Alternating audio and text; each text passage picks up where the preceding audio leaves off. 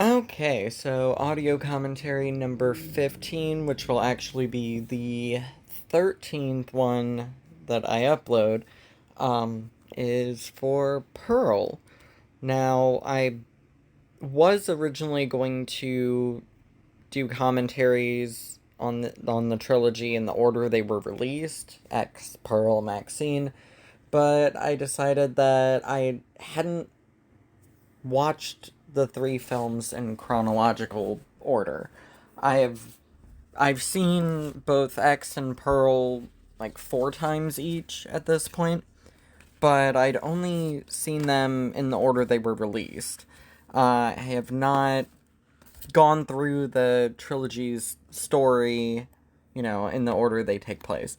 So I figured I'll change that for this.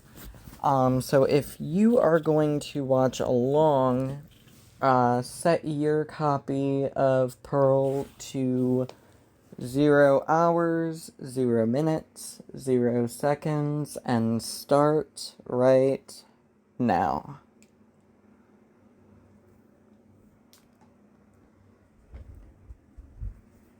I'm so fond of the A24 logo.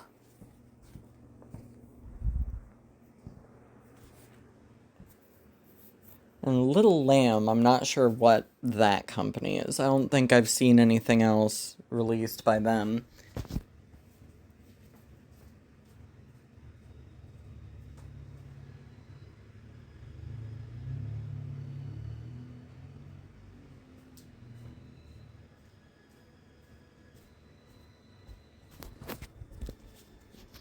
I love that this opens up feeling not at all like a horror film. Like, it does not look or sound like a horror movie at all, right down to the font.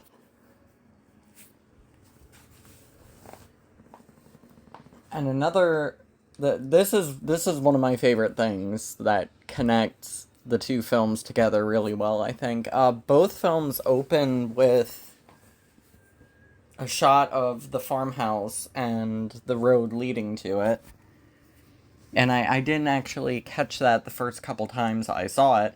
And then it was like my third viewing of both X and Pearl. It was like, oh. And there's a photo that I believe appears in X. A lot of these dolls in here were actually handmade by the crew because they couldn't find some of those dolls, which that's a recurring thing with both X and Pearl, is they could not find a lot of the things used here in New Zealand, especially during COVID.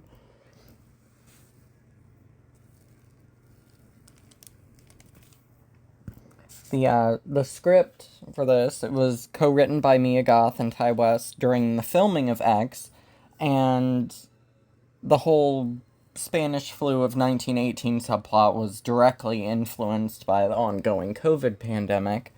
The filming for this began right after the production of X, so they didn't really have that much time in between, the filming of X and the filming of Pearl, which, given that fact, it's remarkable that they were able to transform the locations as they did. They effectively de-aged everything. I love how her red buttons pop. Oh, I'd forgotten that the first bits of dialogue in this were in German.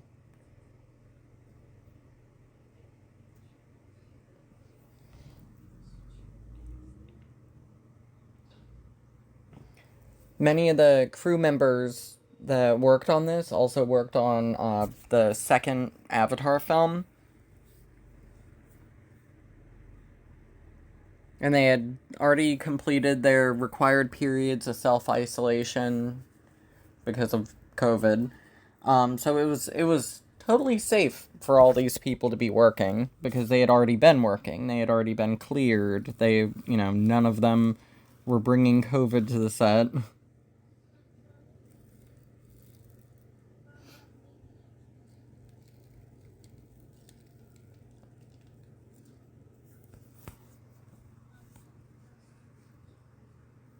That is such an adorable cow. Like every time I see a cow, I just want to pet it because they look so soft. I always I always call my dog a cow because she has that same kind of look in her eyes as a cow does.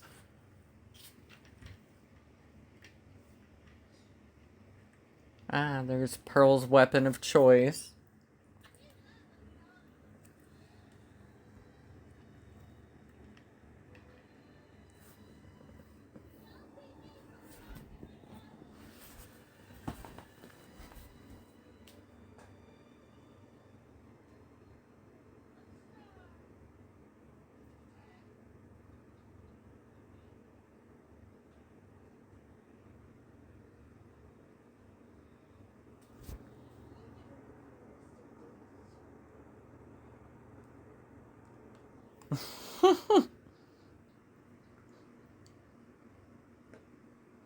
Quietly honking, almost like it's mocking her.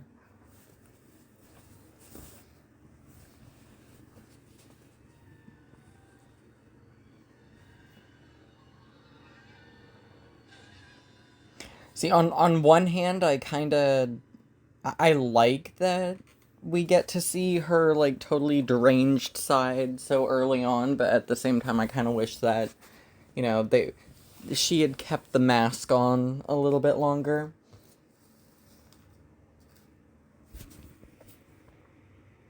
But ultimately, I'm cool with that happening only 5 minutes in because we already know that she's batty. She just hasn't killed any people yet, and that is not a real alligator.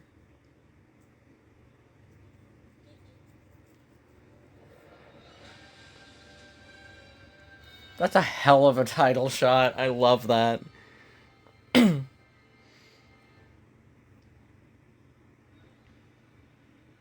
Nice classic fade out.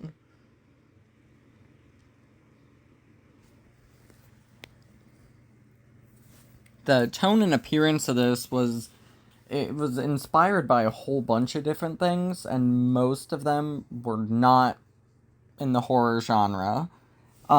Mary Poppins, the works of Douglas Sirk, um, Whatever Happened to Baby Jane, The Wizard of Oz, which is probably the most obvious. Um, Mia Goth's performance was also inspired by Bjork's work in Dancer in the Dark, which that's the one that isn't really mentioned often when people talk about what influenced this, and they Spanish influenza coupled with World War I.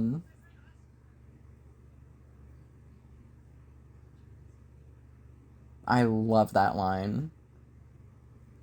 I don't want to hear about any more dead Germans tonight. I love the conflict of the mother. Like they're they're a German family living in the United States, basically working against each other, those countries at the time. So there's like that internal conflict. But Pearl doesn't really have that because she's spent her entire life in the United States. She doesn't have those ties to Germany that her mother has.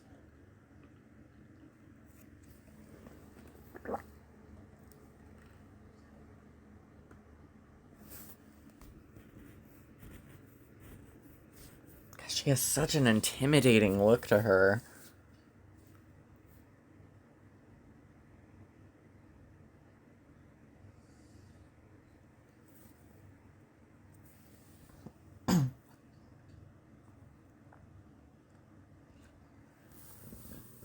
I'm glad they didn't go with the original plan for this. Um, Initially, they were actually wanting to film this in black and white, partially because it was cheaper, but A24 kind of quickly decided against that, and I think that was the right choice because so many shots in this that stand out now because of how visually striking they are and how colorful and vibrant they are. It wouldn't have had that same impact had it been in black and white. But that said, I kind of do want to see it in black and white, just as like a curiosity thing. Kind of like how I I like watching The Mist in color because it's a really pretty movie in color. But I've also watched the black and white version, which is also included on different releases it's had on Blu-ray and DVD, and it works just as well, but in a totally different way. And I kind of wonder if that'd be the case with this. Like if we were to watch Pearl in black and white, it would still be very impactful, just a different kind of impactful.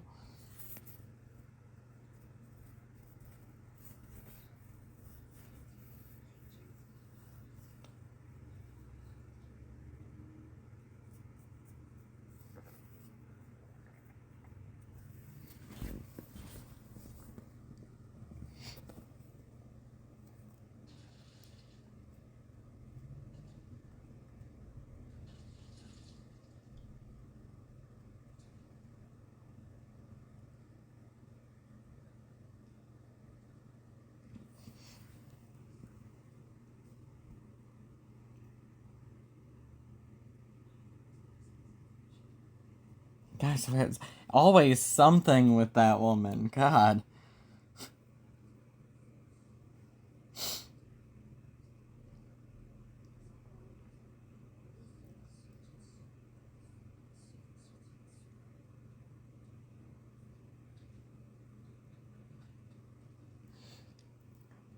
Oh, that's a great transition.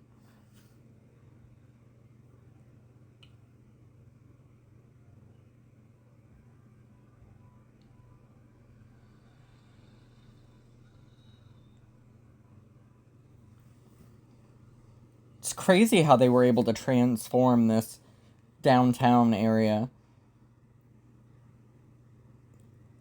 Ah, the sign, the sign that I will not accept a life I do not deserve, which is basically the catchphrase of the trilogy.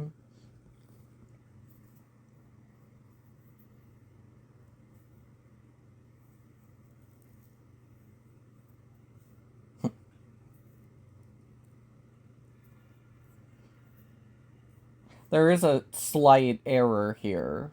In 1918, it wasn't common for there to be any sound, any music. I think that became more common in like the mid 1920s or so.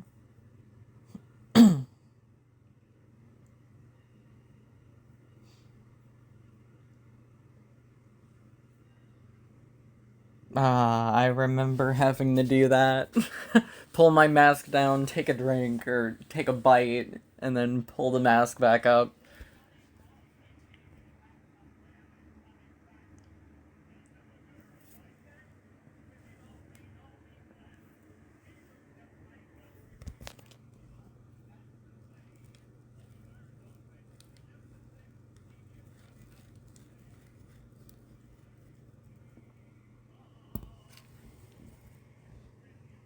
And see, just because of the inclusion of Wee Wee Marie, I am willing to overlook the whole sound error.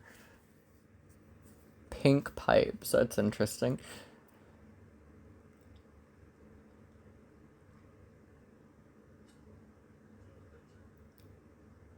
God, Corn Sweat is just ridiculously attractive in this.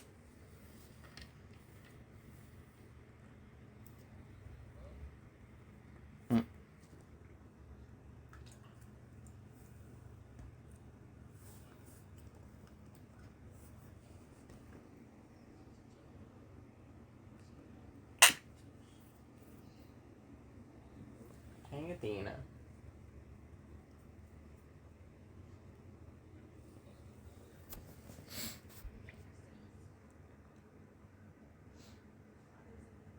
See, I like that she has that innocence about her, and it's obvious that she doesn't start talking to him with the intention of like hooking up with him or whatever. She just right off the bat admits like, yeah, I have a husband. He's overseas. My dad's sick. But she's clearly a bit like, she's attracted to him, obviously.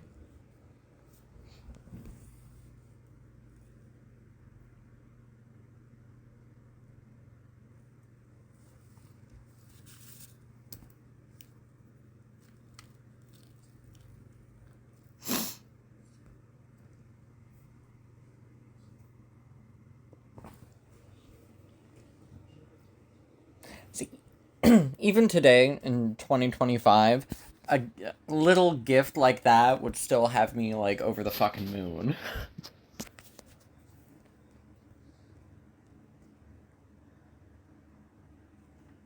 So I can't imagine how cool that would be, and over 100 years ago, getting that as a gift.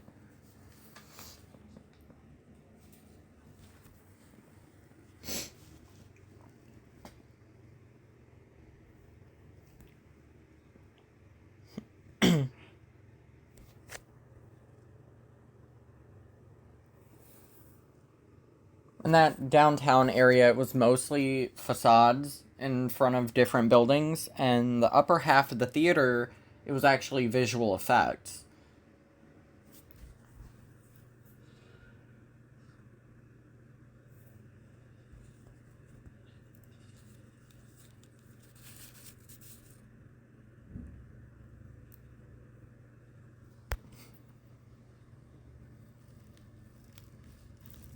I love this. I was like, wait, what is she doing? Why is she. What?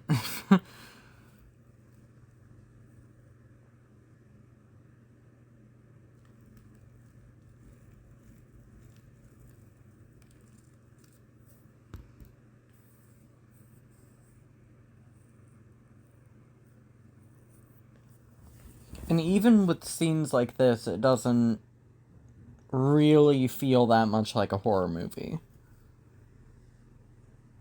Which is a compliment.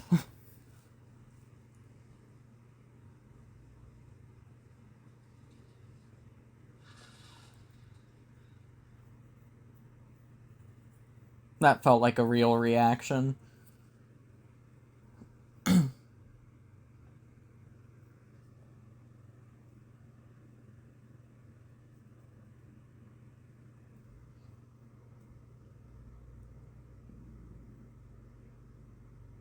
And it's just quirky and weird enough to be a case of like, what the fuck am I watching and where is this going? And this scene is like, this captures that the most effectively.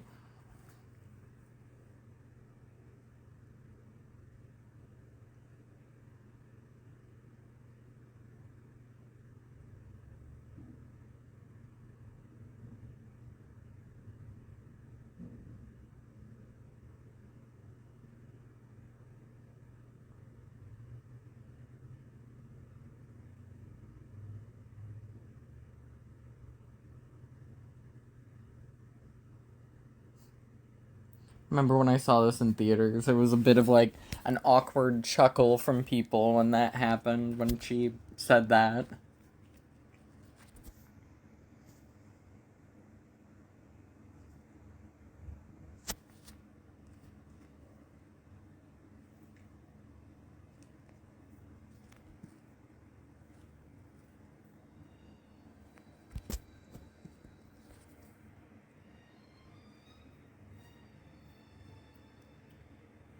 I wonder who got the scarecrow after the filming was complete.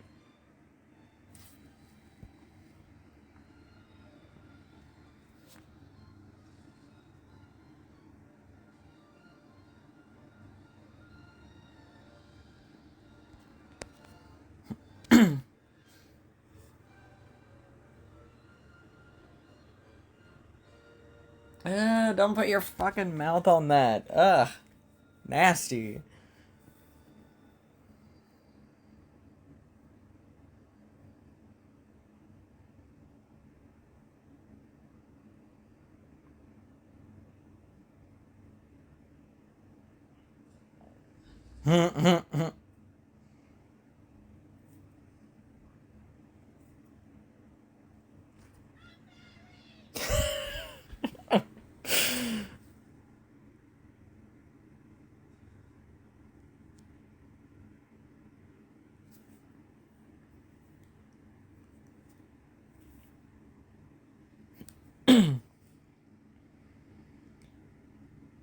And that the shot before that little mini scare of the projectionist, I felt like it was building up to like a traditional jump scare of like the scarecrow's eyes opening or something freaky like that with the scarecrow itself. So it was a nice change. It kind of reminds me of another sort of visual moment in the Substance, where it shows like Monstro Elizasu, or maybe it was Elizabeth at that point, like really deformed, lumpy, gnarly looking ass on the screen, and then it cut to a very muscular guy's ass. And so it was kind of like a jump of, oh, okay.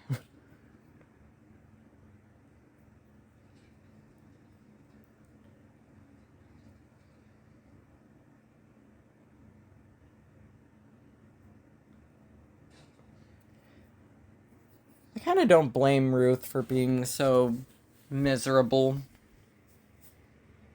I can't say I'd be too happy with that life, having to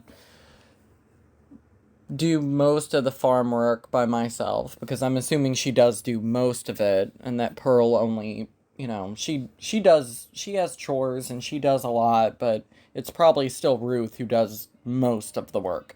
And they both have to work together to care for her husband, and the fact that her husband is sick and likely not going to be around much longer, that's probably devastating. And then there's World War I happening, and the cultural ties that I mentioned before. So it's like, even before Pearl's mental illness becomes super super apparent, it's like Ruth has been dealt a shitty hand.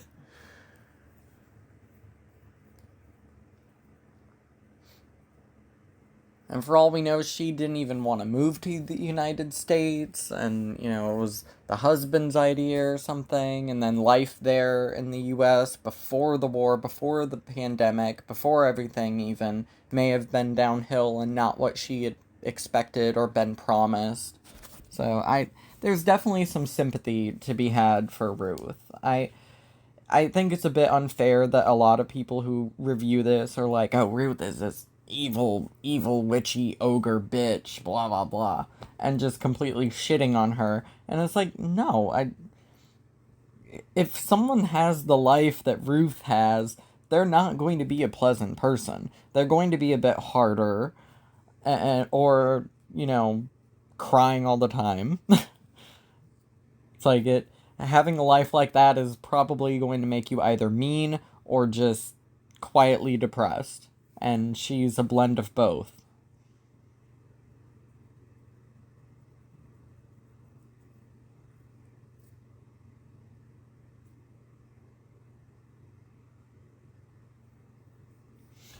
See, I wonder here if like if he wants her to do it.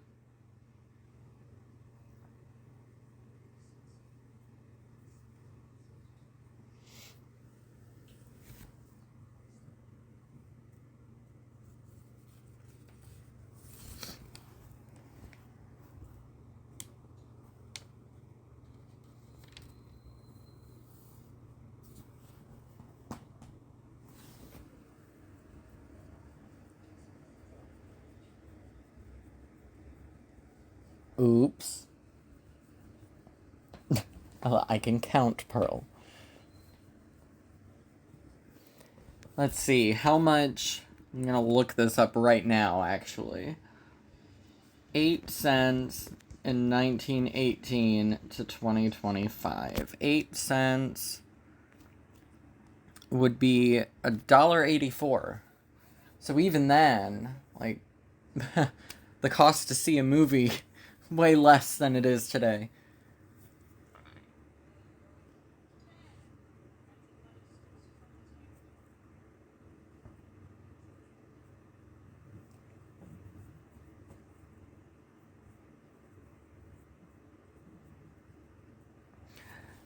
See, I'm never able to really relate to scenes like this in movies because my family, I have a very close bond with my family, but we've never been the kind of family in my entire 32 years of life. We've never been the kind of family to formally sit around the dinner table. And I think it's because there's always been a difference in when people in my family are hungry or when we're ready to eat. And since we lived together for the longest time, it wasn't really a big deal. We were around each other anyway. We didn't have to sync up when we'd eat. Like, my mom and stepdad would eat at like 6 or 7, and then my grandmother and we wouldn't really feel like eating until like 9 or 10.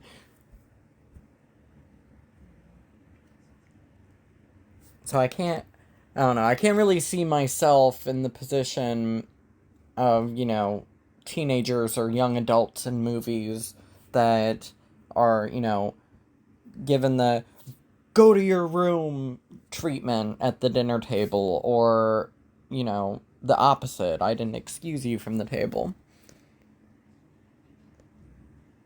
But clearly, that is something that most people experience because it's in a lot of works of fiction where there's a parent and a child and some kind of conflict between them.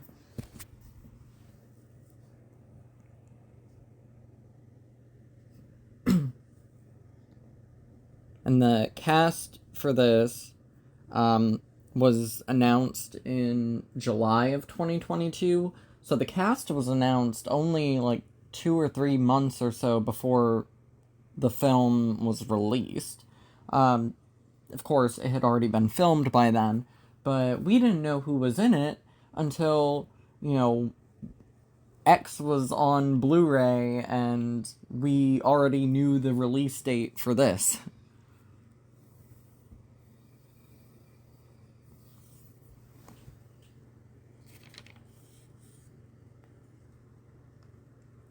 Filmmaker Peter Jackson, as in, yeah, that Peter Jackson, he actually helped the crew for this acquire some of the classic cars that are used throughout the movie.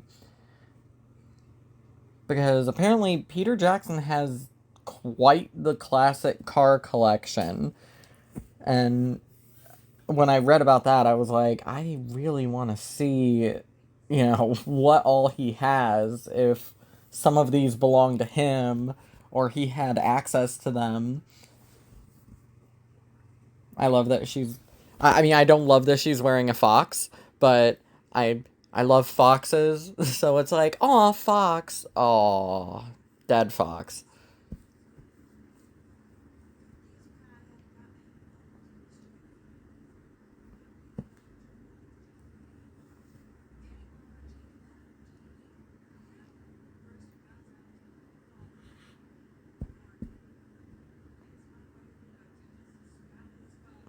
See, I wonder if Howard had stuck around, like if that would have like saved Pearl in a way.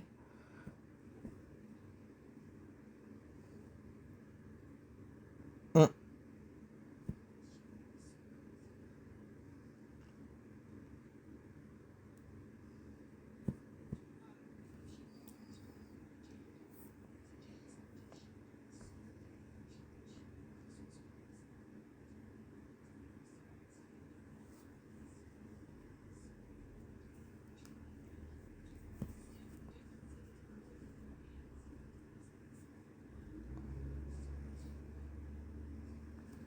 And I like that Mitzi's not at all a bad person. Like, she's encouraging and she's a little bit ditzy and just not really that observant when it comes to Pearl's mental state and what's stressing her out and everything. And she's a bit out of touch and privileged and all that. But she means well. She's not mean. She's not bullying Pearl. She and Pearl have a pretty good relationship by the looks of it. Like, it's a nice change because so many other filmmakers and writers would have gone the route of, oh, Mitzi is the evil bitch of a sister-in-law. But that would have been too easy. Like that would have been that's what's expected. That's the norm. It's nice that this is not the norm when it comes to them.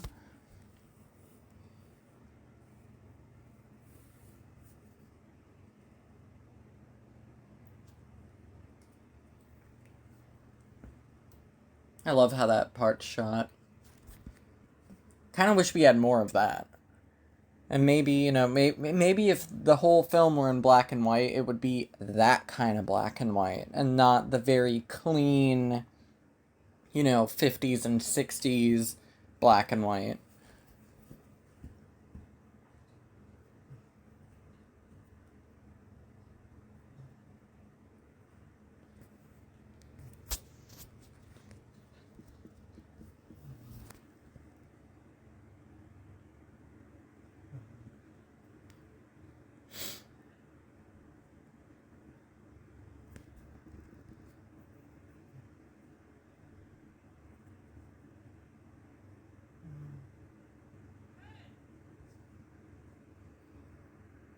Mm.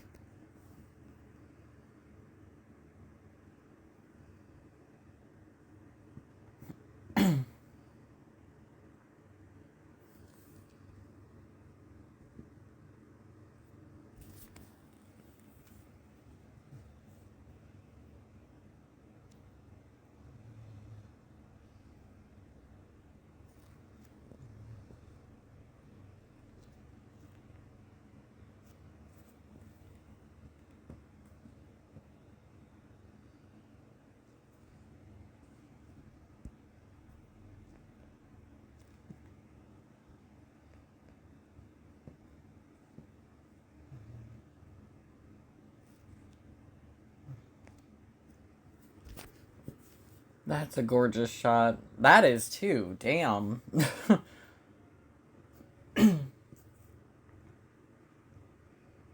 Yeah, that's the part. That upper part above the marquee. I'm pretty sure that is what's all visual effects.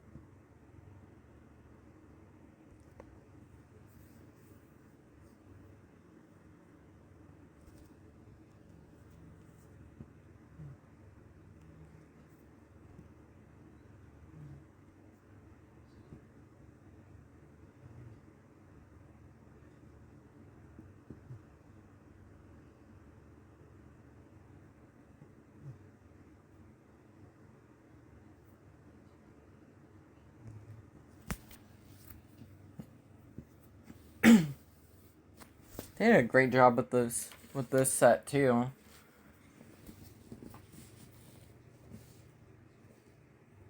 And the set drawings for this started October 1st of 2021, and they started building very, very soon after that. They started building on October 15th, 2021, and construction of all the sets continued all the way through January of 2022.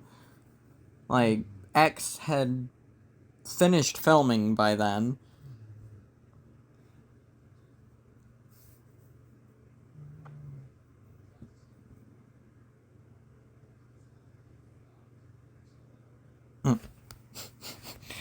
She's like me when I was a kid. It was like I would watch a movie and I would fall in love with it and then I would just want to see it again and again and again and I didn't want to see anything else. And now as an adult, I'm pretty much the opposite at this point. I don't rewatch things nearly as often as I used to.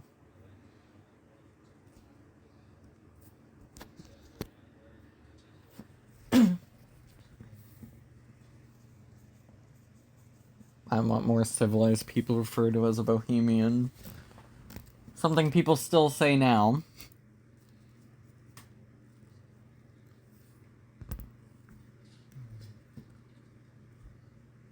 They managed to use the only nitrate film projector that's known to exist in New Zealand from that time period, and they had it restored for the film.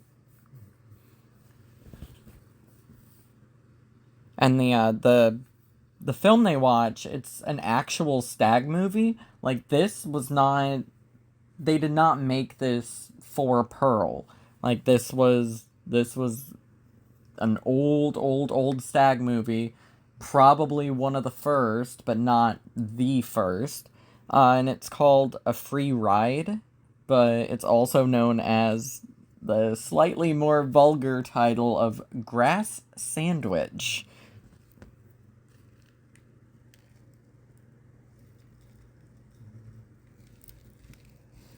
And she's just like, Pearl's just like, what?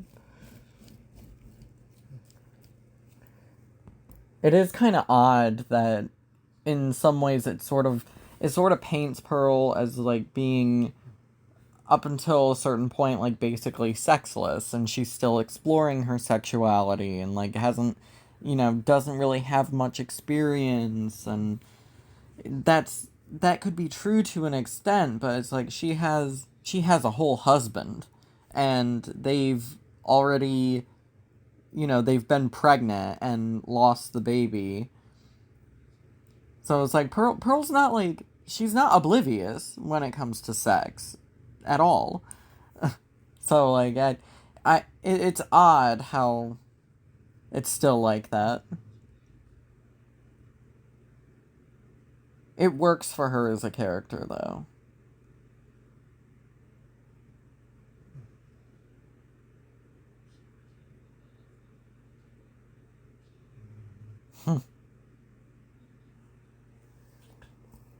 The temptation.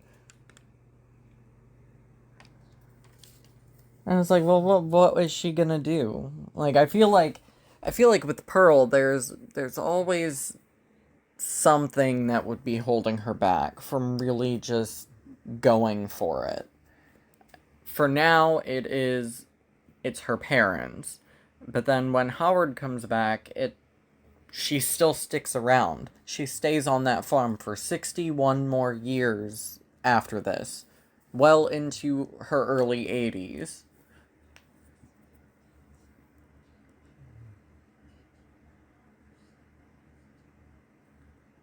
And then there'd be the issue of like, what is she gonna do with the farm? Is she gonna sell the farm? How is she gonna do that? Does she know how to go through that process, or have her parents just not taught her anything like that? Because she is very sheltered.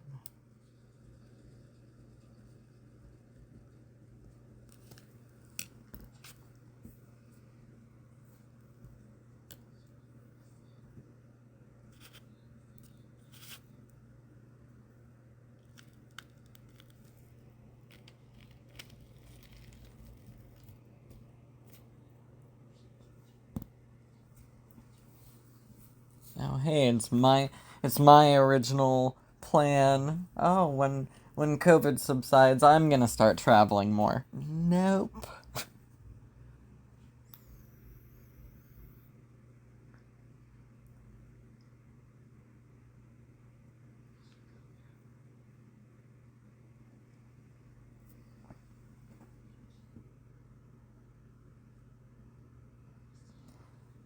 And see, I don't know if I'm just good at spotting slimy people and good at reading people, but oh my god, he's aggressively suspicious right off the fucking bat. Like, immediately I was like, I don't trust this guy, and Pearl should not trust him either. And up there's Ruth crying.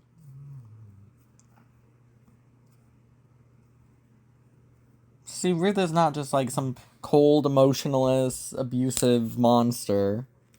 There's layers there that a lot of other movies would not have bothered to include for her.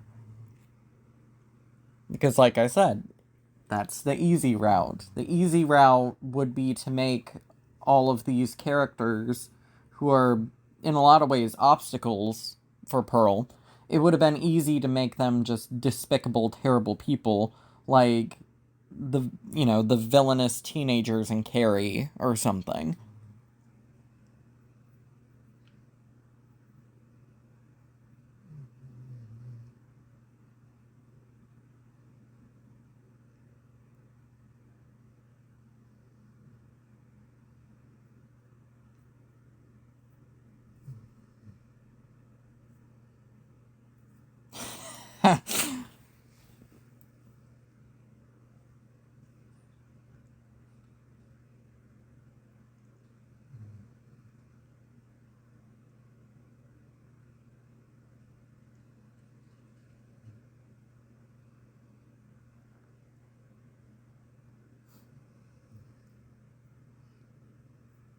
That's a very kind of Norma Bates sort of shot. And I like that it almost kind of feels like her looking out at that moment and watching Pearl wheel him away. It's almost like, okay, is today the day she's actually gonna do it? Because I have a feeling that Pearl has done this quite a few times. She's taken him to the water quite a few times, bouncing the idea in her head of like, am I gonna dump him in? And the mother, as we find out later, sees everything that Pearl does. Doesn't really explain how she sees everything, but she sees everything. So it's like does the mother know? And is always like, is today the day that she's gonna dump him in the water and kill him?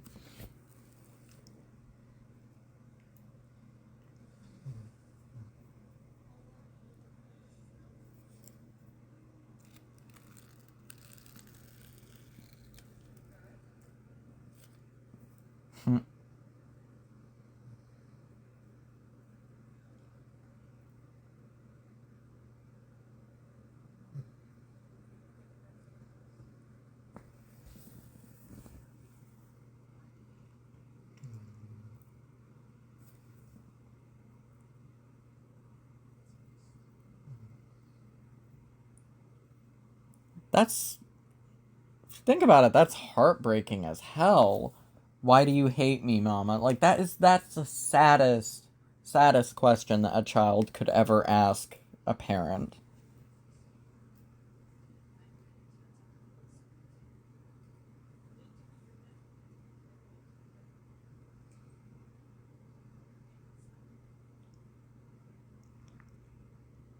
And she's giving that tough love advice while she herself cries herself to sleep every night.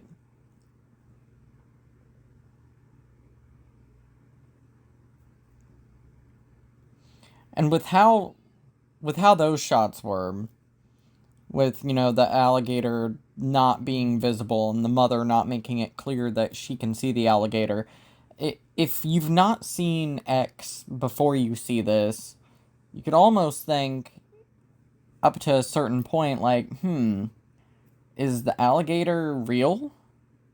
Or is Pearl just imagining the alligator as, something that could clean up her dirty secrets?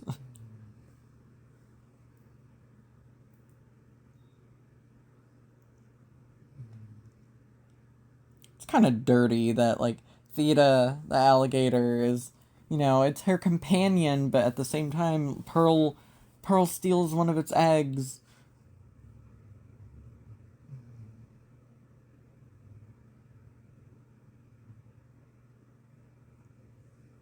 And it's like, why does she steal the egg?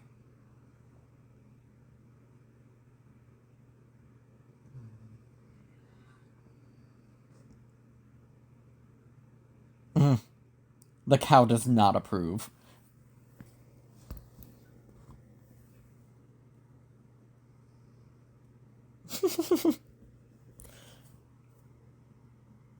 Oh, stop staring at me, and the cow just like, okay.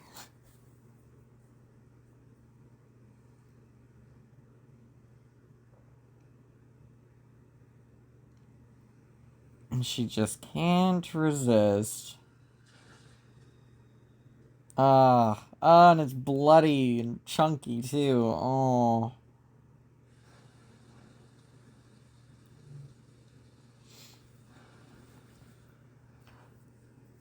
See, I almost wish they had gone further. Like, they had done more with the whole egg thing.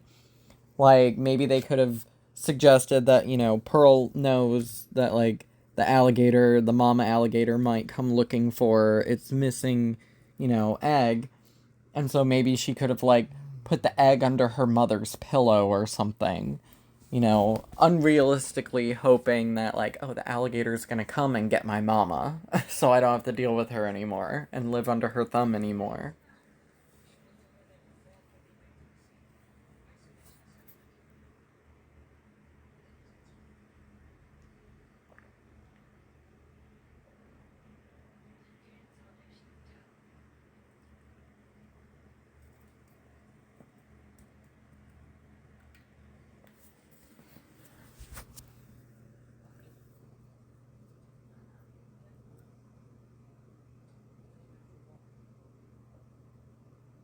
Hmm.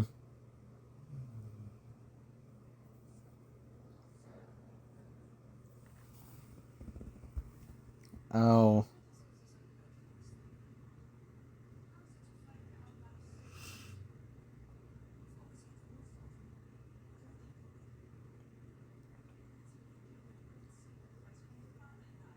And that everyone always talks about Pearl's monologue at the end, which, yes, that is the best scene of the movie. But this whole scene, this is right up there with it.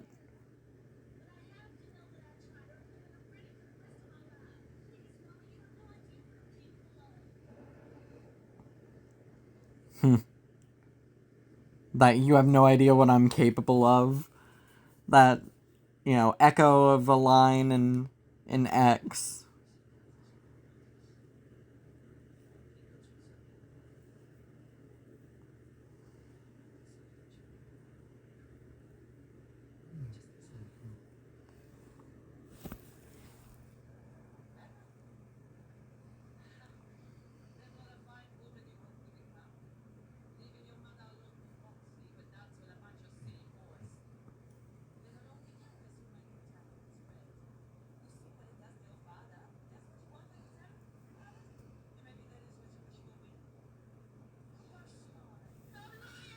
I love the kind of justified paranoia of the pandemic.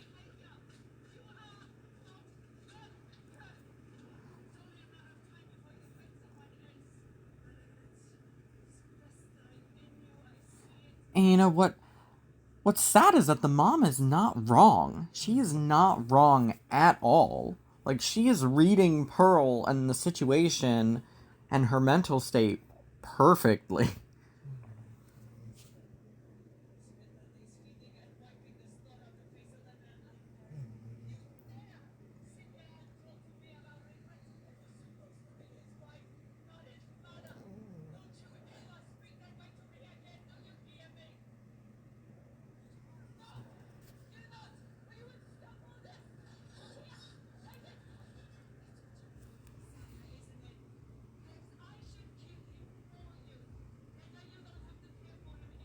God, this is fucking incredible, her performance.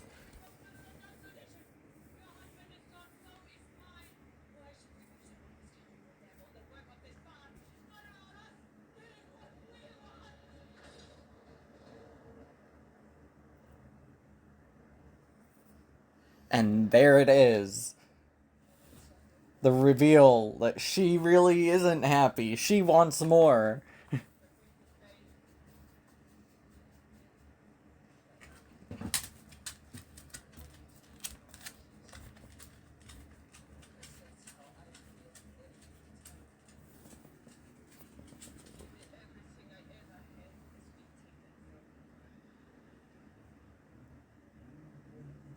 Yeah, Tandy Wright, she should have gotten a Best Supporting Actress nod for this. But I don't think she won any awards for this, and that's a damn shame because that was a very, very, very intense 5 straight minutes.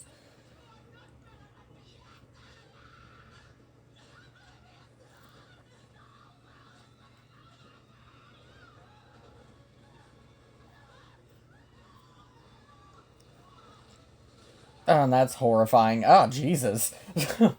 She went up fast.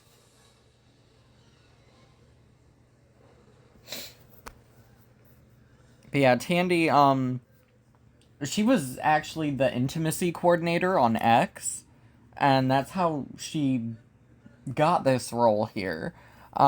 She was intimacy coordinator on X, and she actually learned German for this movie when she was offered the role, and she became so convincing with her accent that she actually accidentally fooled some of the German members of the crew that worked on this. It's a shame that she dies. Well, she's not dead yet, but she may as well be. Only halfway in.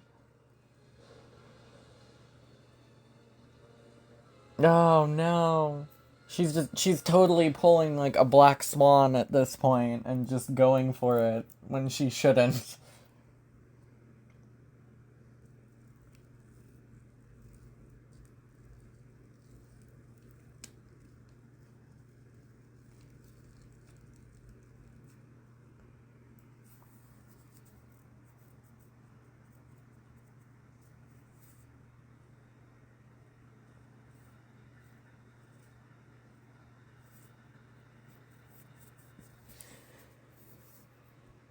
All the masks in the crowd.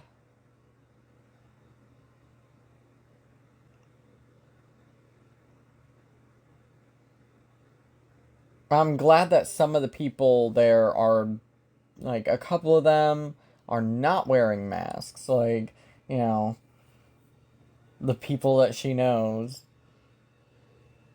But the mask also serves to give us this, which is awesome.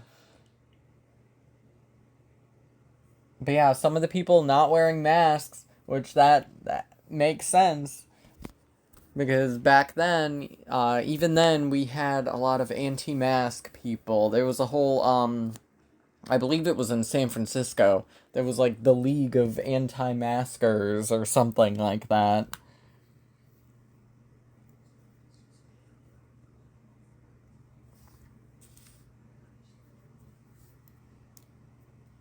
Oh, and before I forget, another thing about the cars in this, since it was, Peter Jackson who helped them, there is one inaccuracy when it comes to the time period when it comes to the cars in this, and that's that the Model T that is used in the film, it was actually not produced until like 1926, 1927. So that's a bit inaccurate, but I don't think most people would not pick up on that. Most people would not know, like, oh, that's not the right car for the time period. Huh? Hard to know who anybody is these days with the masks. That that line that holds up, and that line would have no impact whatsoever if not for COVID. That line would probably not be in the movie if not for COVID.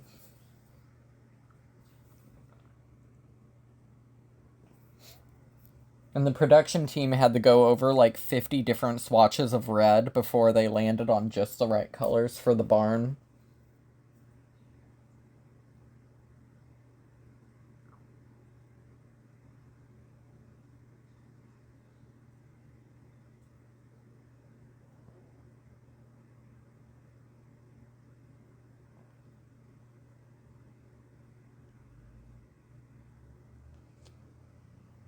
Aww. Oh god, that's horrible. probably been there for like 10 hours or longer.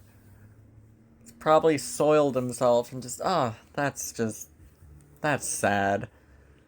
She got so caught up in her little fling.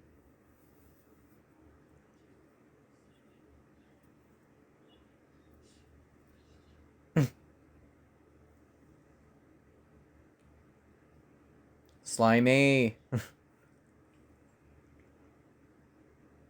a 1918 fuckboy.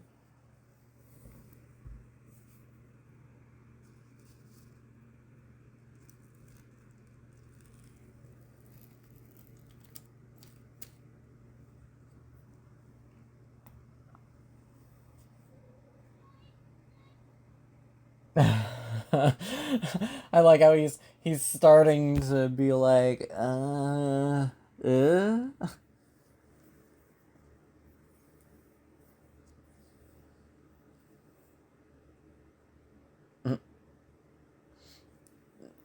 Not gonna lie, as fine as he is, he looks a little goofy in the hat.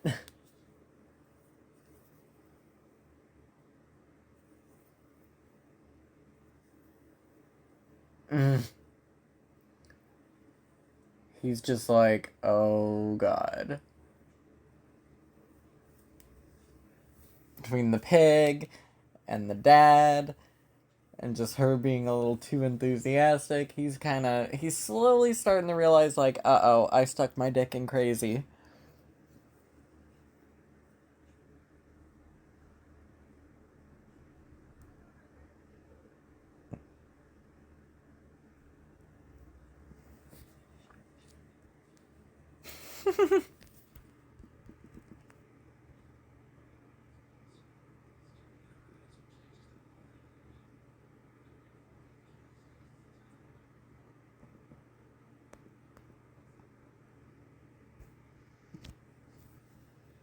Oof. Uh-oh. Uh-oh, that's a trigger point for her. Like, what is wrong with you? Because I think that Pearl knows that something is off with herself, but she doesn't fully understand what it is. And back in 1918, we didn't really have the dialogue we have today, 107 years later, when it comes to mental illness and mental health in general. And there weren't a lot of there wasn't really a way of speaking about certain things. People didn't speak about certain things. Some things they didn't even have words for.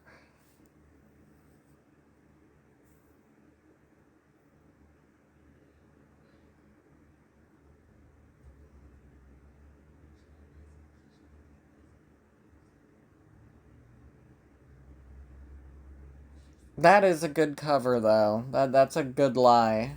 But she slips up in a minute.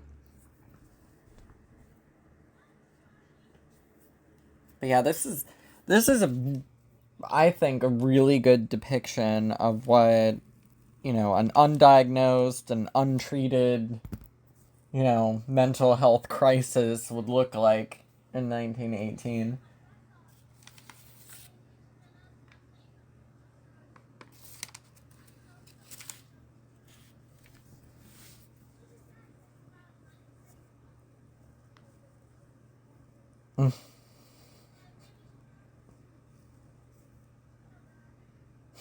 I wonder why they died. Oh no, the dog. Oop.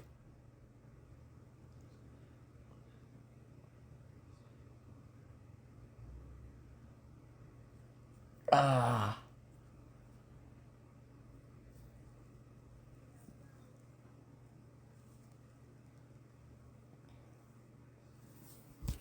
Yeah, it's like it's impossible to not feel bad for her. But at the same time, I really can't blame him for being just completely skeeved out at this point and just wanting to leave. Because something is clearly wrong. And like as it's gone on, it's like, yeah, this isn't okay. Something is wrong here.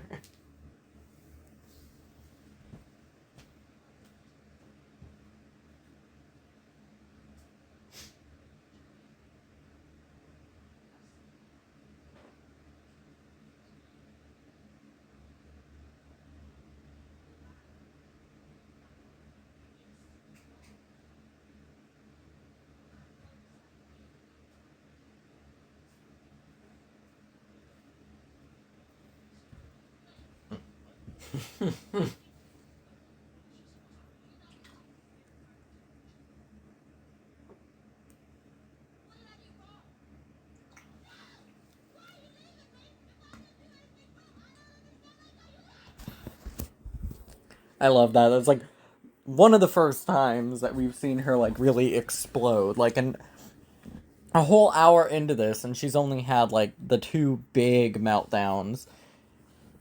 And it's like as soon as her voice reaches like that kind of pitch, it's like you know, oh fuck, she's about to do something violent.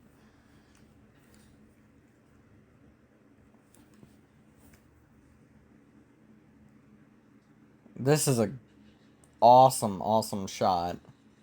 One of my favorite shots of the movie, just this spin around.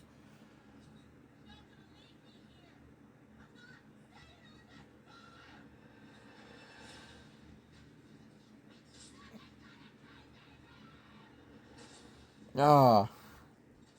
Oh. I love that wasn't graceful. That was not like a graceful fall. I love that she fell. Like she is not, you know, a pro at killing people.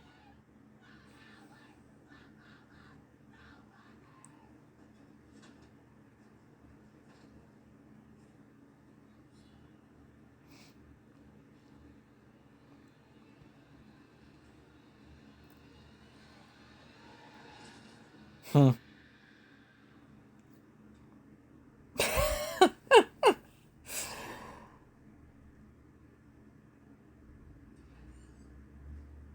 I love that little anticlimactic stomp. You know, technically, projectionist guy was, you know, first one to go, and I love that she said the line back to her.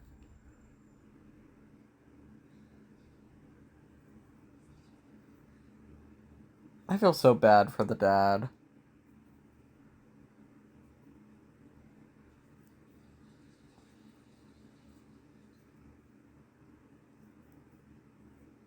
He was dealt an even harsher hand than his wife was, because like he, unlike her, like she had a chance. He does not. There is nothing he can do.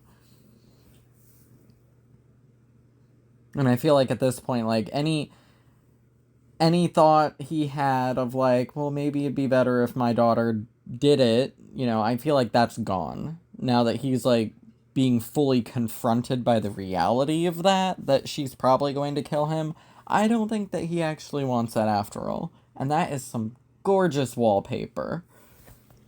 Which the wallpaper, all the wallpaper in this was made for the movie because it was never as big a thing in New Zealand as it was in the United States.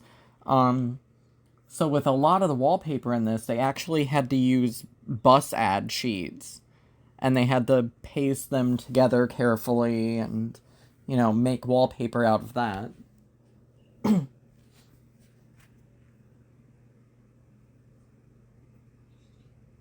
I've actually found dresses very similar to this, to the one that she's wearing. And I've kind of been tempted, like, should this be one of my October costumes?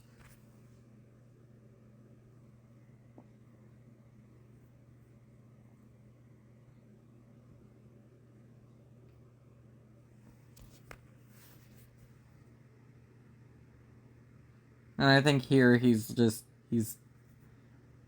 kind of accepting it. Because there's really nothing he can do.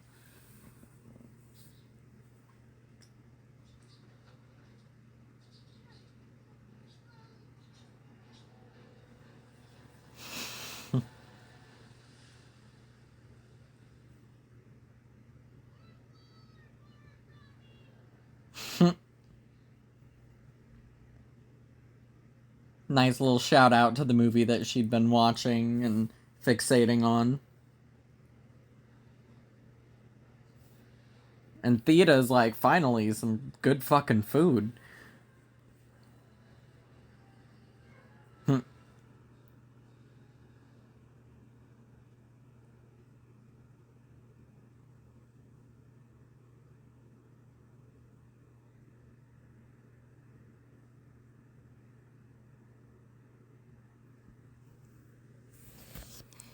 The church here, in it was not it was no longer any kind of a church. I don't think it ever was a church. It was actually a meeting hall at one point for World War I veterans, and then it was later changed into a racquetball court.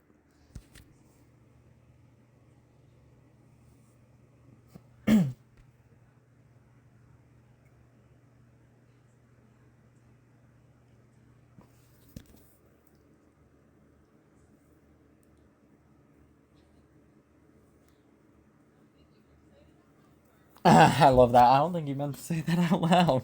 I guilty. I do the same thing. Just yeah, thinking out loud.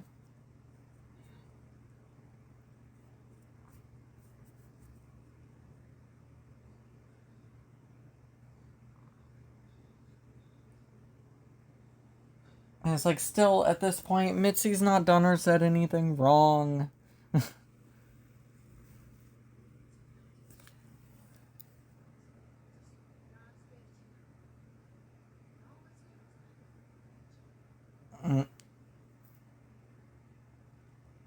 So I take it that she has some kind of beef with that girl that ran out crying.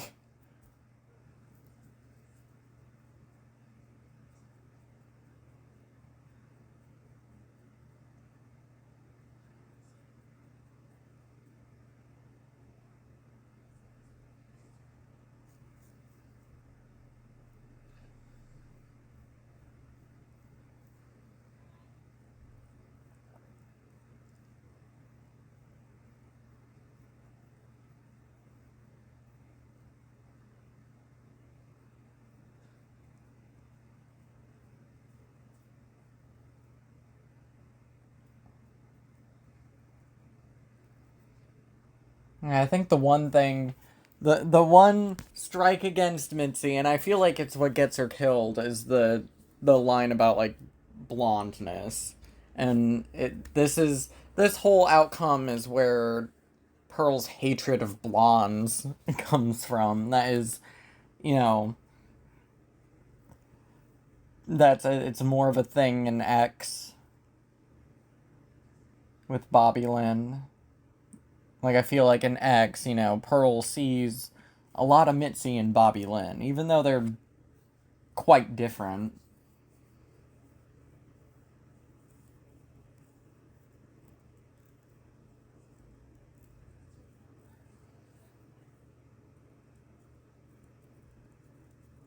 And maybe if they hadn't switched, if Mitzi had gone first and then she came out and revealed to Pearl, like, yeah, I didn't get it, it would have made things go down slightly easier. Pearl still would have been devastated and had some kind of an extreme reaction to it, but I don't think her reaction would have been, you know, killing Mitzi.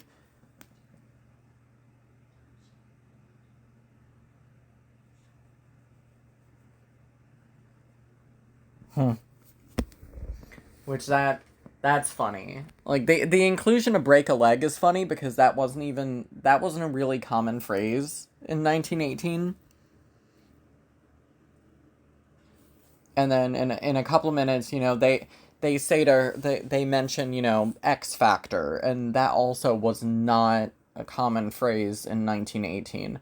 Um that didn't really become a really common phrase until the 1930s.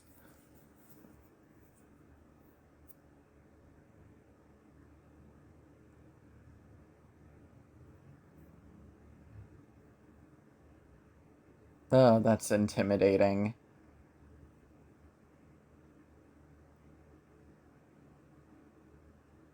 I've auditioned for plays and I've auditioned for movies, and this sort of, God, the audition is always the worst. I hate auditioning.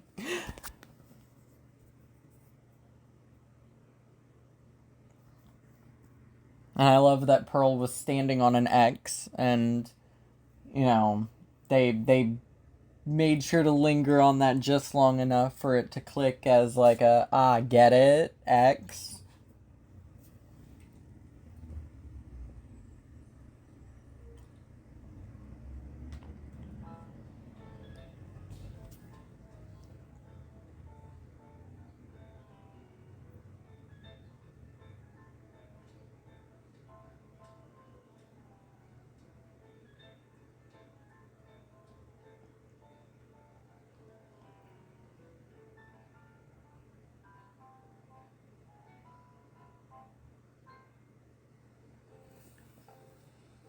And this is unnecessarily fucking cool. And it's one of the only times that we fully see inside her head. Because this is obviously not happening. None of this is real. She's still just on that little basic stage, and there's no one else around her, and yeah, like, this is how she sees things. And I kind of wish that we had gotten more of this, like, extreme, bombastic, like, boom. Because she probably views much of the world like this.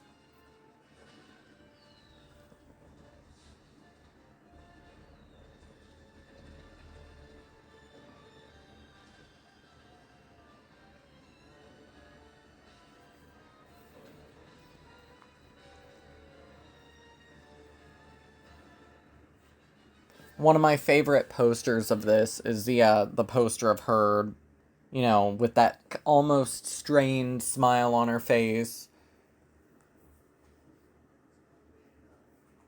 And the red dress, you know, on the poster, it's like dripping blood. One of my favorite posters of this. And this has a ton of really, really gorgeous posters.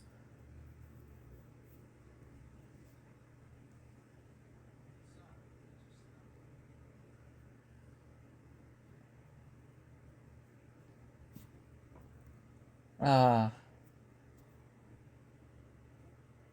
and I didn't say it as it was happening, but like, oh my god, the her wilting, like you can almost feel her wilt as she struck her last pose and just slowly wilts. Younger and blonde. Yeah, there's the X Factor, which I get why they included that, but technically it wasn't a thing.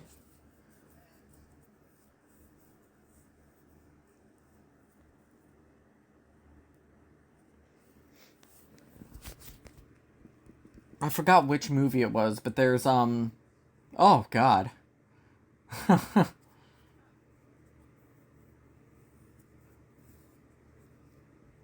That's such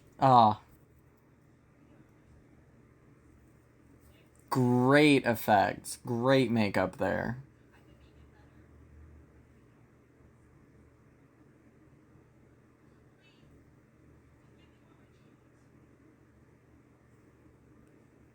Howard's cute too.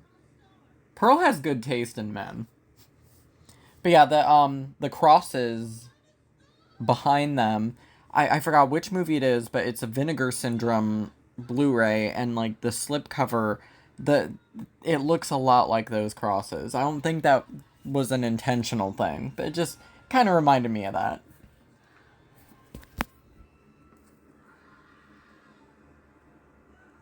Oh, that's so sad.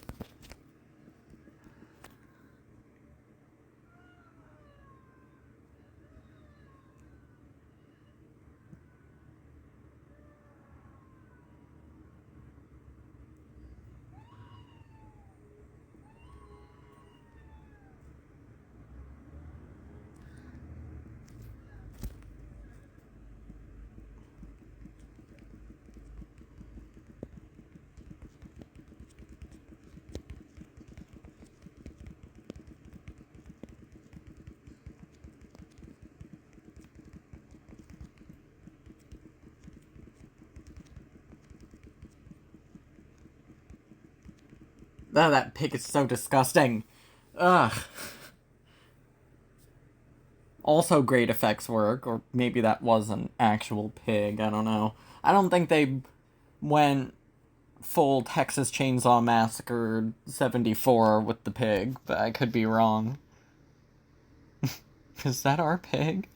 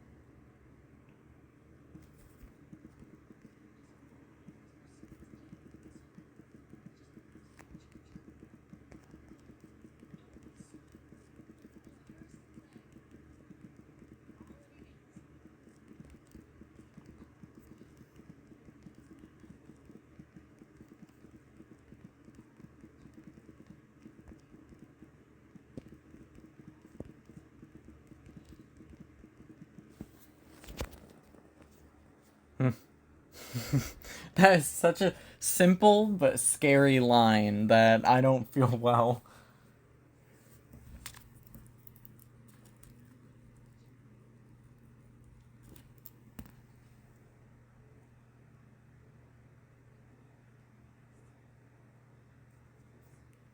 And there it is.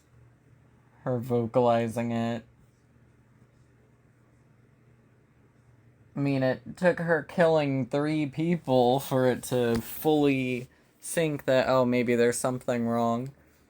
Which I do find that interesting about this, that 3 of the 4 deaths in this film, which 4 is already only half as many deaths as X had, um, we don't.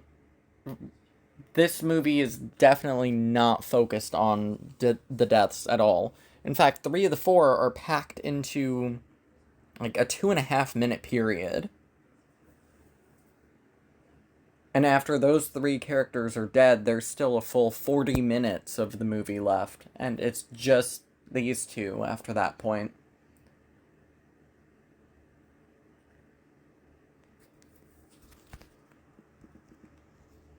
And here comes one of my favorite monologues ever.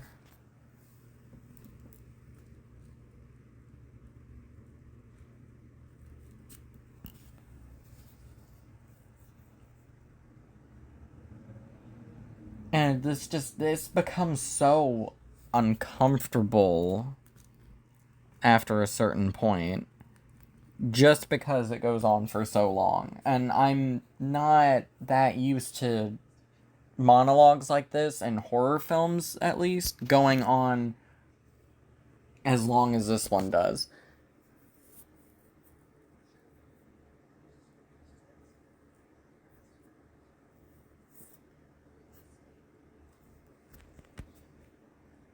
God, poor Mitzi.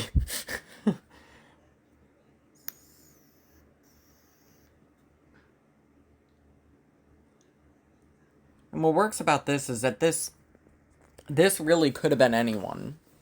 She could have been saying this to anyone. It's not because it's Mitzi specifically sitting there. That could have been the mailman sitting there, or the milkman, or whoever the fuck. Like, that. She is so far gone and not paying attention to who she's talking to that to her, like, she is talking to Howard.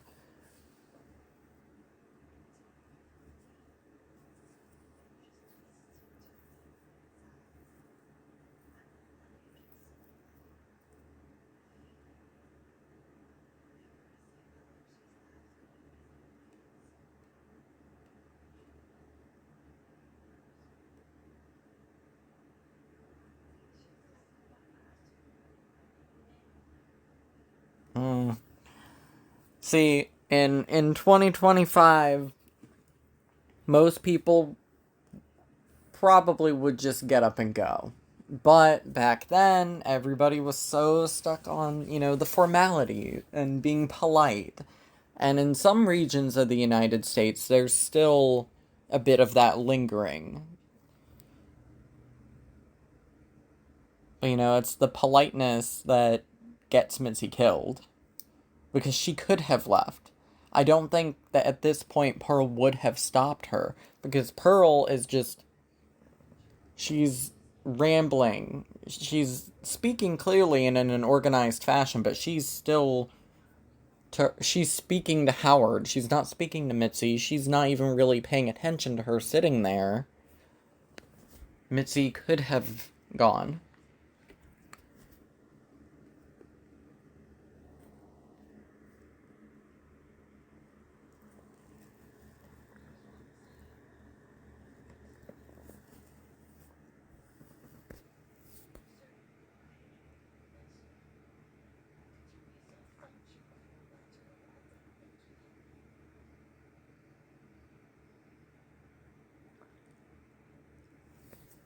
And she gets all of this out now. She gets this out of her system, and it has me thinking, she doesn't say any of this to him later on. She gets it out now, and then once he's back, it's you know, they're fine. Because they remained together for 61 years after this.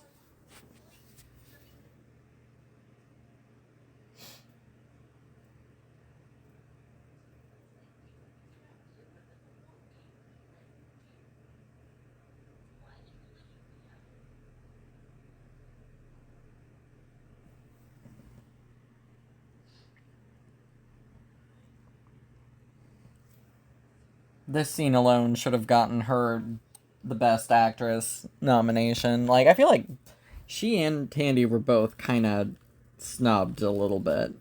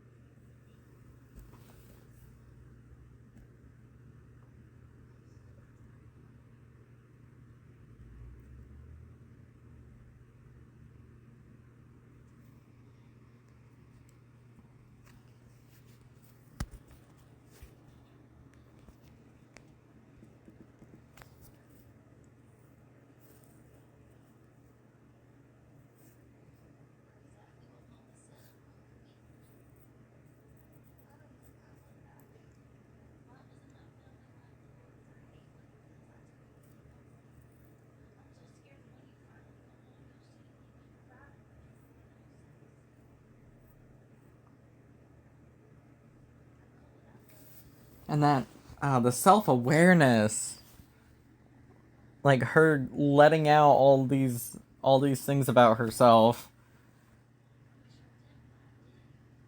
works so well. And what sucks is that we have not improved at all when it comes to someone speaking about themselves like this.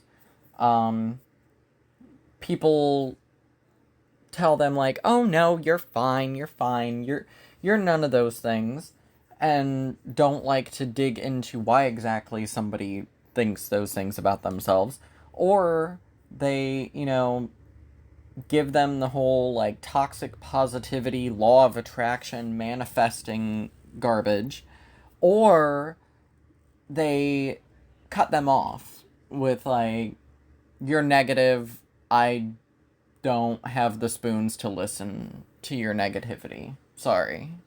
So it's like we're still in a bad spot when it comes to meeting somebody who is talking down to themselves so horribly.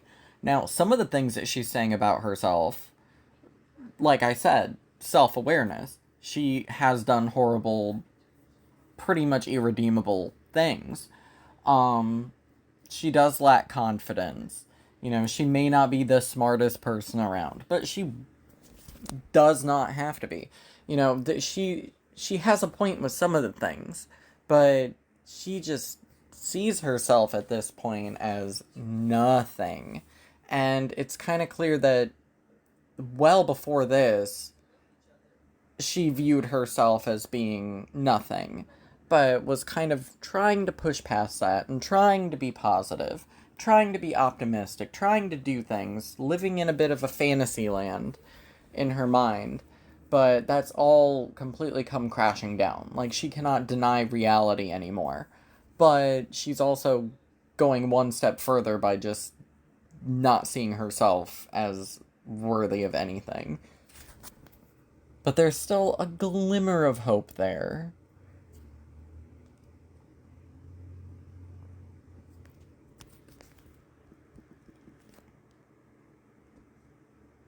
And she's like, "Oh shit. I just I just said that all to someone. Someone was sitting in front of me." And yeah, that monologue, it clocked in at exactly 8 minutes. That is 8 straight minutes that she went. That is a minute and a half short of being 10% of the entire film's runtime. That is fucking incredible. And we don't get that sort of thing enough. If I were to change one thing about that entire scene, which they've been sitting at the table for 12 minutes or so, because there were a few minutes before the monologue started. If I were to change anything about that entire 12-minute scene, it would be that they would have glasses of lemonade instead of glasses of milk. Just because that scene in X, where Pearl offers Maxine the lemonade and Maxine chugs it. That's the only reason I would change it.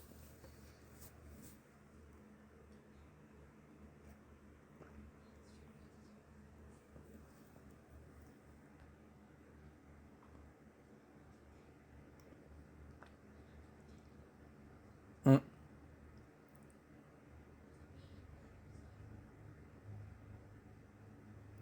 I'm not so sure Mitzi got it. I kind of don't think she did.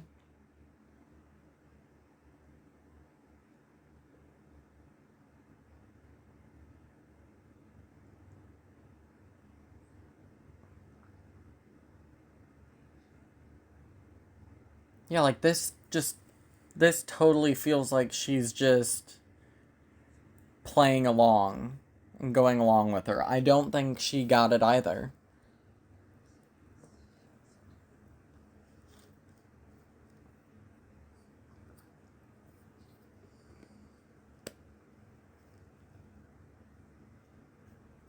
You're younger and more blonde.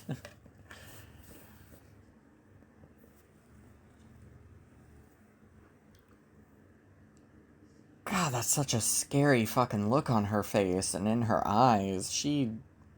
Yeah, she's so good. So good in this.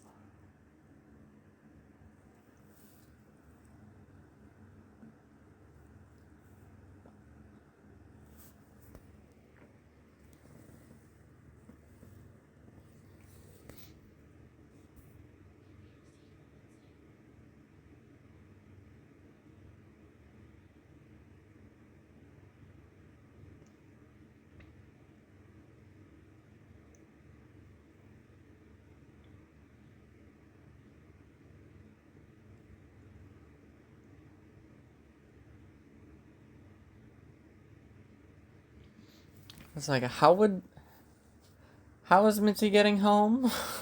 like, I, I don't think she never stood a chance. And I like that the axe is right there. And it's like, at this moment, I knew, like, yes, she's getting the axe.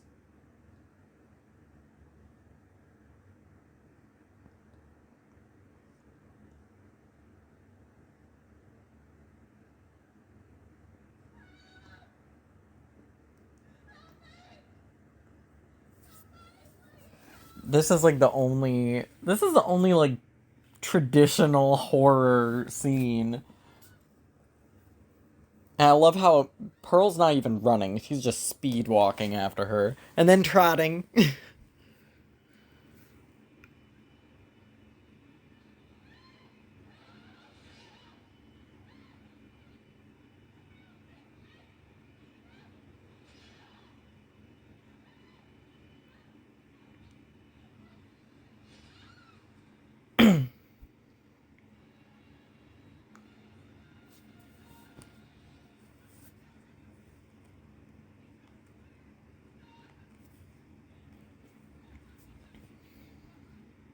One of the more iconic shots of the movie.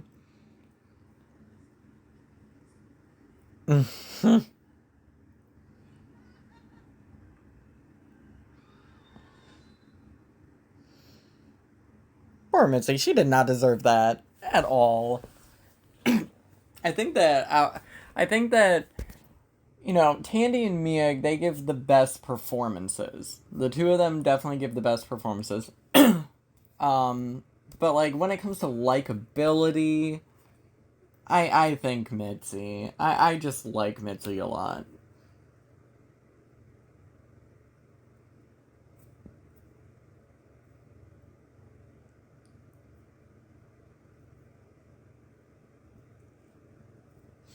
A part of me does kind of wish that the mother had been the final victim of this.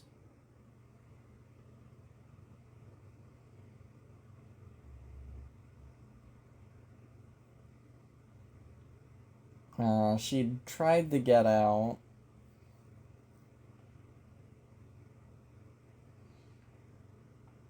So I think much like X, I think it was actually the two.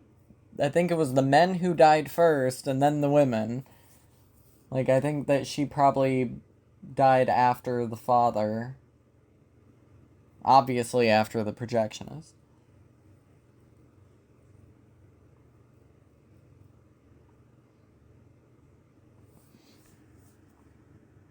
And that hairbrush.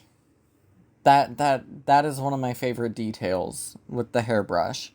That is the same brush that she had in X. That had the decapitation is great. That was convincing. But the head that she threw in looked kind of fake. And oh god, the split screen with the axe meeting itself is just beautiful.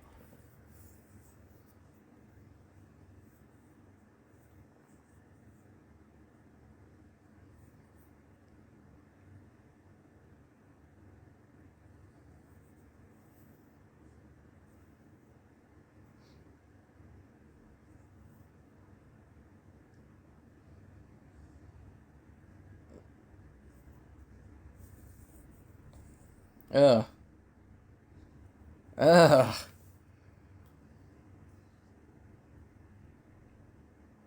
Stylistically, X definitely has more in common with Texas Chainsaw Massacre, but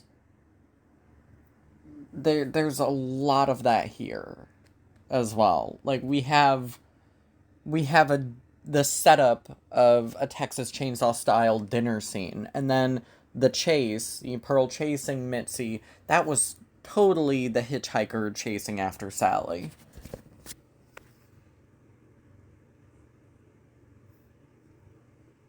And that was a pretty touching little moment, like her kind of fantasizing that, about her mother saying I love you.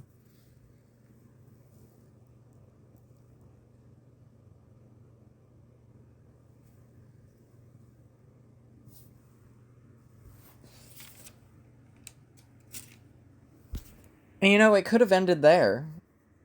That could have been the final scene. It could have gone to the credits after that, and it still would have been just as satisfying. But I'm glad it didn't, because the next, minute and a half or so is just deliriously uncomfortable and really, really makes the ending for me.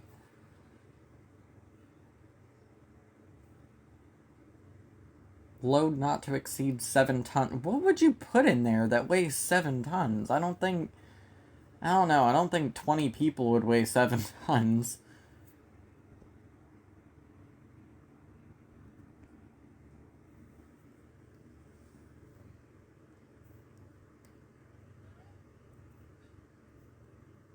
Yeah, he's adorable. And he's about to walk into here's the rest of your life, buddy. Poor man.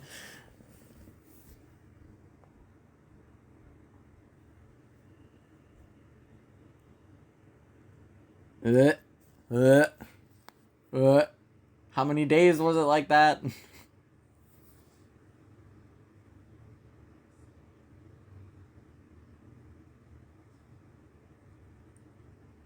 Yeah, at this point she's just gone.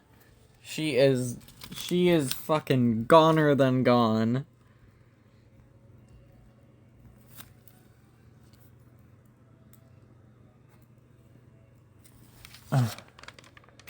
Very, very classic.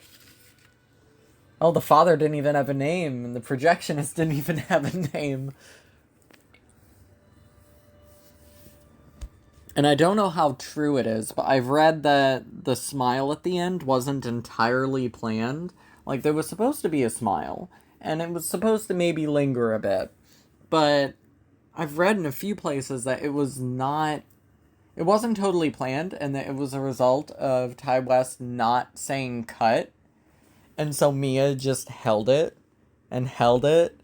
And at one point, like, you see her kind of, like, shake her head impatiently, like, hello.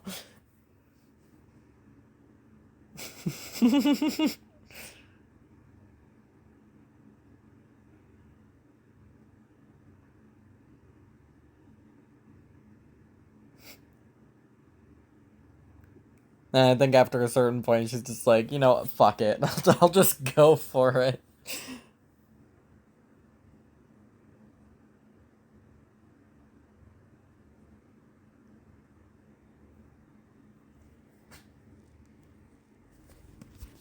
I was like, did she really?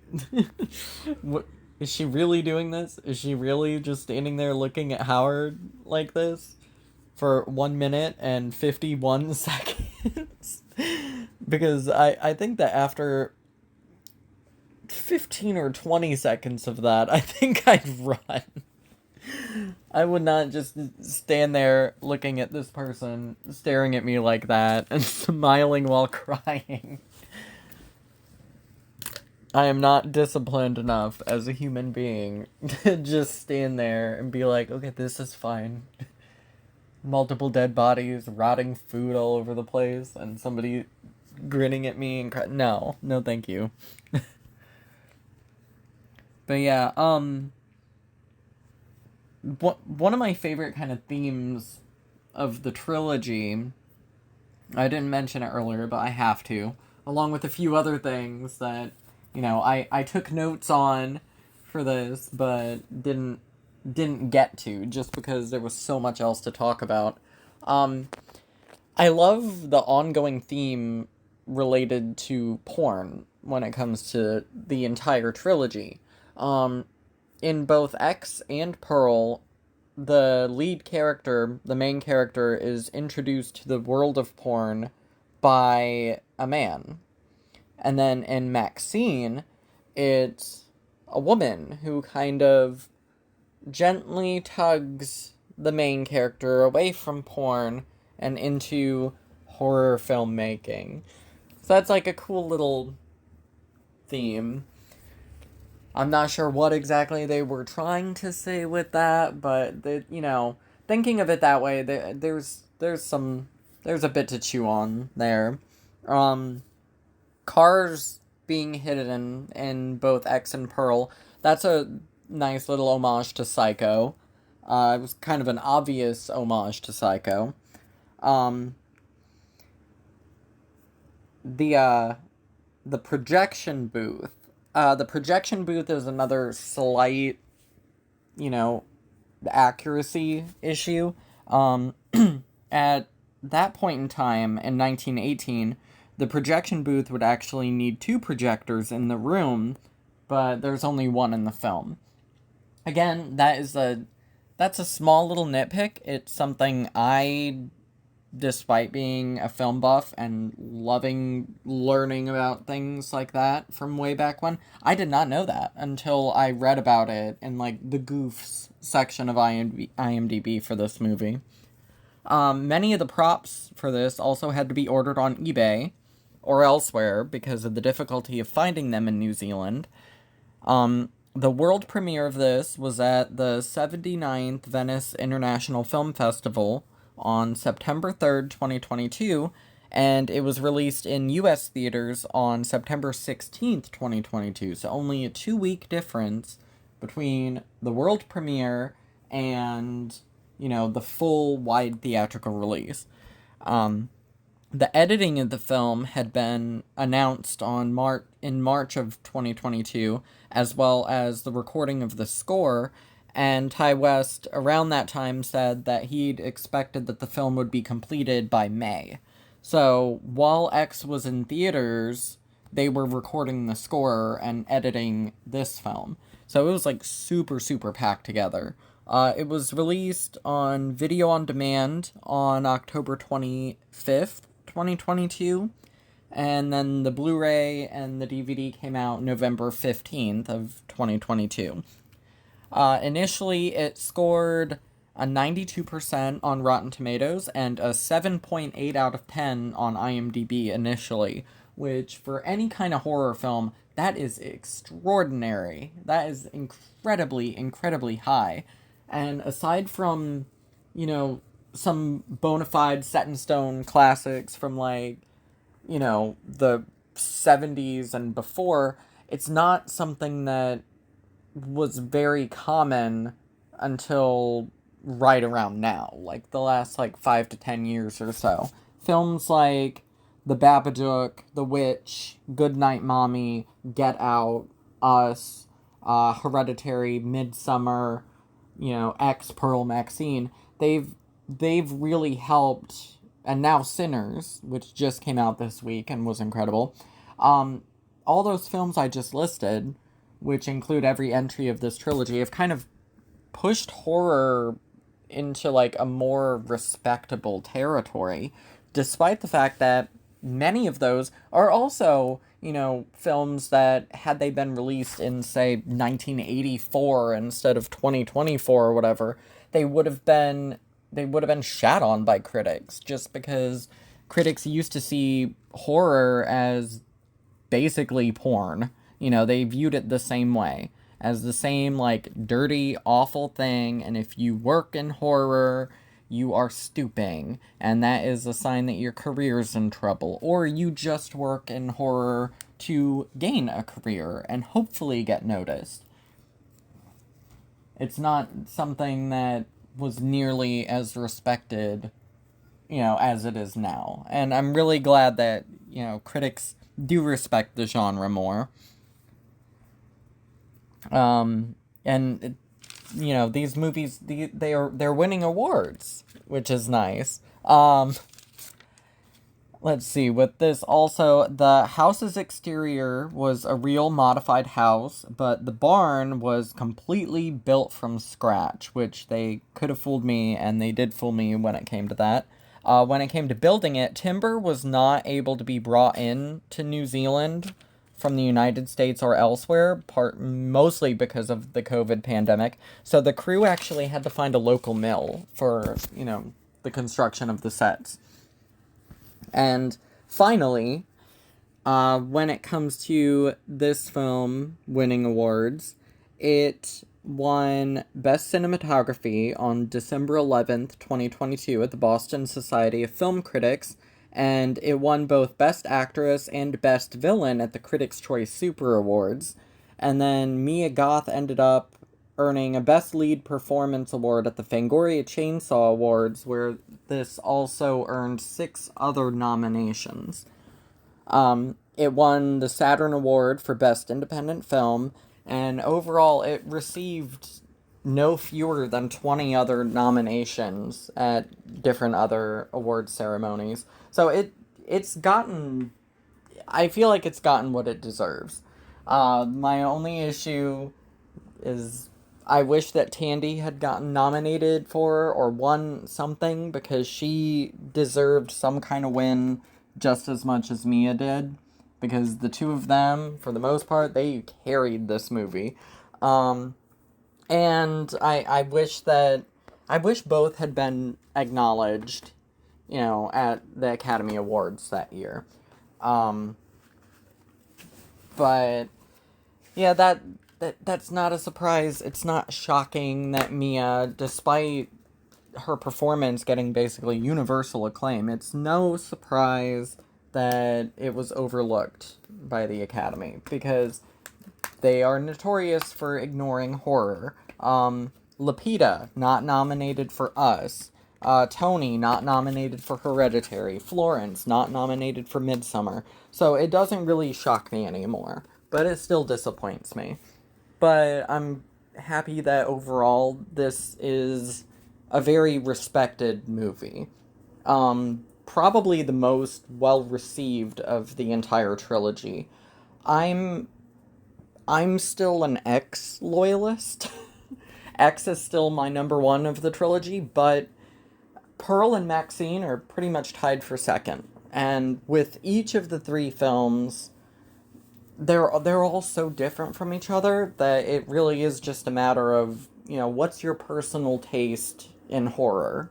Because all three of them are incredibly different kinds of horror film. They're not all slashers. Um, they all have, murders, but they're not all slasher movies. X is the only one that I would consider fully a slasher film, and even then, it's still so much more than that. Um, but yeah, I will definitely be going into X and Maxine way, way more. Maxine in particular, I'm really excited about because I have not seen it since it was in theaters. I saw it twice in theaters, but I've not watched it since.